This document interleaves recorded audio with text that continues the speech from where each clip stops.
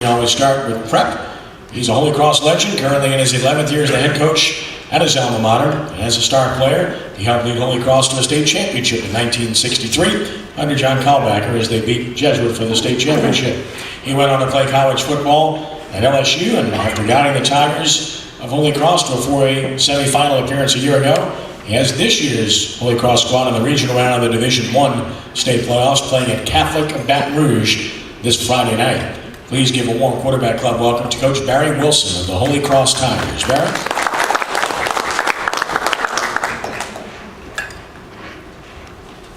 Well, it's really nice to be here again, and especially since we're in the playoffs. It was so hard to get in. All we had to do is show up. I mean, there was only 10 of us, and it's the most absurd thing that I've ever seen. But hey, it is what it is, and we had to play it. I guarantee you, playing Catholic High, they're a unique football team. They really are a good football team. They have a great running back. He's not Leonard Fournette, don't get me wrong, but he is 6 foot, about 210 pounds, and he can play. His name is Darius Gucci, I guess is the way you pronounce it. But Geith, he's a heck of a football player. He's a tough kid. He runs really well and hard, but he doesn't have the moves that Leonard has. He's a guy that just tries to truck you, and he does a good job of doing that. And one of the unique things about it is Cam Cameron's son is the quarterback and been starting for the last several games, Danny Cameron. So, and he's a good little quarterback, and he does a great job. He's 6'1", 190 pounds. And the guy that throws the ball, and you can tell his daddy's a coach. He's kind of overlooks the whole field, and he gets better each week that we see him play. It looks like he gets a little bit better.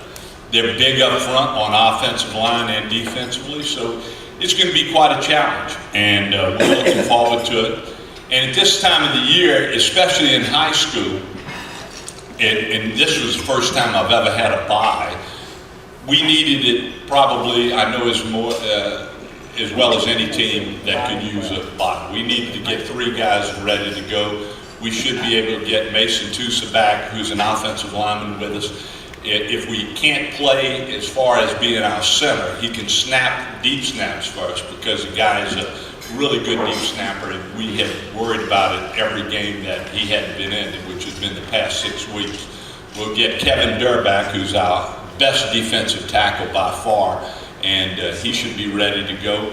And Reed Gravelet, our kicker, who is quite an outstanding kicker. We should get him back. And it took 6 weeks for his injury, which was a stomach muscle pull. So getting all these guys back, it really does help us, and we're looking forward to the game. Again, it's going to be a good game, but I like our chances.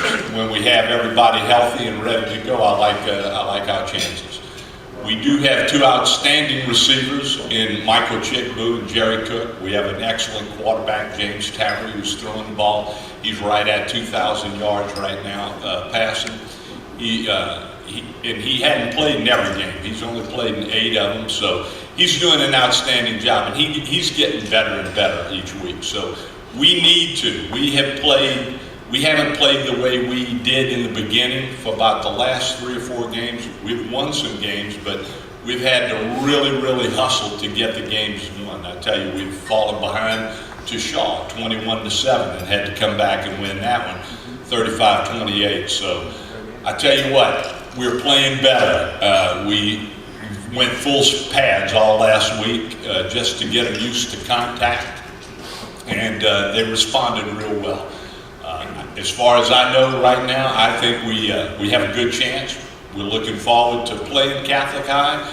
We've played them several times before, and I know they're looking forward to the game too. So it should be an outstanding game, and one we hope we come out on the winning side. Any questions? I'd be glad to answer. Raise your hand, please.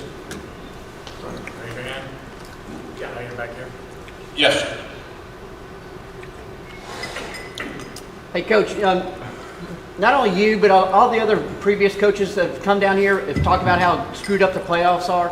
Do we really have a good chance of getting that thing changed in January? I'll be honest with you, you never know how they're going to vote, but I would think it's going to change, I mean, hopefully. with so many people saying how screwed up it is. It is. It should be changed. I It mean, should obviously. be changed. So It should be hopefully we changed. got enough votes to get that done in January. Yeah, we have enough votes ourselves, but hey, what did this was the votes at the lower category. People that don't even have high school football teams. That's the ones that screwed it all up. They're the ones that voted it in, and Well, that's right. they got what they wanted. So we have to have them. They need to jump on board. I believe you're going to see 5A and 4A will change from 3A down. I don't know what's going to happen, but they're talking about different things, and we really don't know what they're going to do. But it is messed up. It really is. When you have 10 teams like we do, just playing for the state championship, it's goofy. It's really goofy. And we had it. I think Louisiana had the best system of all the states that I've been through. It had the best system, the best playoff system, power rankings, the way they did it. It was phenomenal. But like I said, you never know. I never thought it would pass in the first place, and it did. So you never know what's going to happen. Yeah, Coach.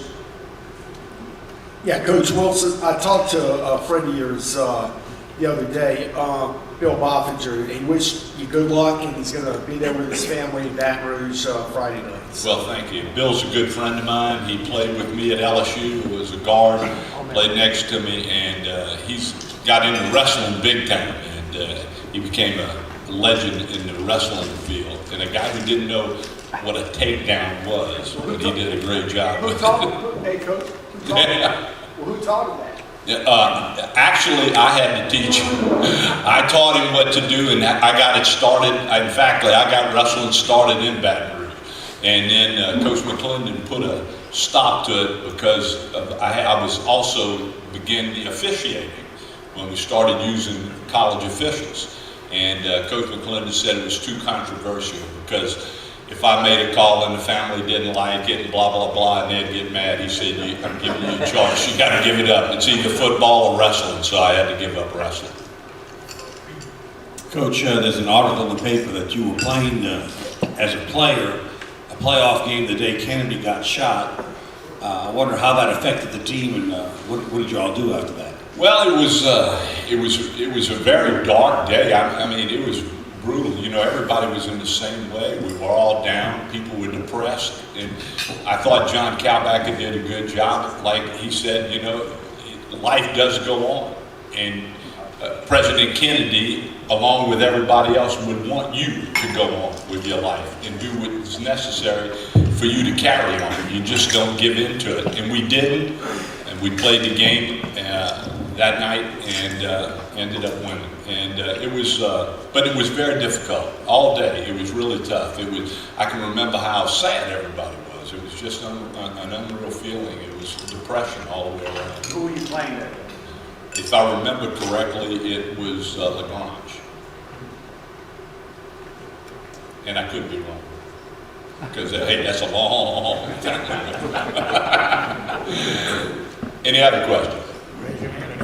Thank you. Appreciate it.